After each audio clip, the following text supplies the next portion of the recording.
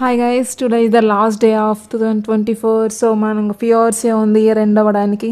కొత్త న్యూ ఇయర్కి 2024కి ఎంటర్ అవుతున్నాము. సో మంచిగా మనం రెజల్యూషన్ తీసుకోవాలి. మెయిన్ ఫస్ట్ ఉండాల్సిన మనకి హెల్త్ కేర్ ఉండాలంటే మంచిగా ఫుడ్ తీసుకొని మంచిగా నేచర్ని ఎంజాయ్ చేస్తూ ఉంటే ఆటోమేటిక్గా అన్నీ మనలో పాజిటివ్ వస్తున్నాయి, పాజిటివ్ వైబ్స్ వస్తాయన్నీ. సో అందరూ మంచిగా న్యూ ఇయర్ స్టార్ట్ అయ్యే ముందే మంచిగా ఫుడ్ తీసుకుంటూ బాగా హెల్తీగా అన్ని వర్క్స్ చేసుకునేలాగా చూడండి. సో ఈరోజు నా వ్లాగ్ వచ్చేసి ఇలాగా టిఫిన్కి నేను ఇడ్లీ వేశాను. మా శ్రీహాను లంచ్ బాక్స్లోకి ఇలా ఏంటని చెప్తాడు, వినండి. వాడు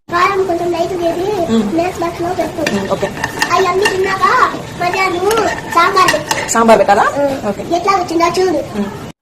ఇంకా అలాగా మకాన్లో కొంచెం స్పైసీగా కారం వేయమన్నాడు. లంచ్లోకి సాంబార్ ఏమన్నాడు. సాంబార్ ఇంకా శ్రీహానికి సాంబార్లో ఎక్కువగా పీసెస్ ముక్కలు ఉంటే బాగా తింటాడు. వెజిటేబుల్స్ ఎక్కువ వేస్తాను, అలా ఉంటే బాగా ఇష్టపడతాడు. అలాగ సాంబార్ వేసి లంచ్ బాక్స్ పెట్టాను. నెక్స్ట్ ఇంకా మార్నింగ్ వర్క్ అంతా అయ్యాక ఇలాగ పూలు స్టార్ట్ చేసుకుంటాను. మార్నింగ్ శ్రీహాన్ స్కూల్కి వెళ్ళేటప్పుడు ఇలాగ కొన్ని పూలు తీసి ఇచ్చి వెళ్ళాడు. హెల్ప్ చేస్తాడు కొంచెం పూలు అలా తీసి. నేను ఇంకంతా క్లీన్గా చేసుకొని ఇలా పూజ సామాగ్రి అంతా క్లీన్ చేసుకొని ఇంకా గంధం కుంకుమ పెట్టుకున్నాను.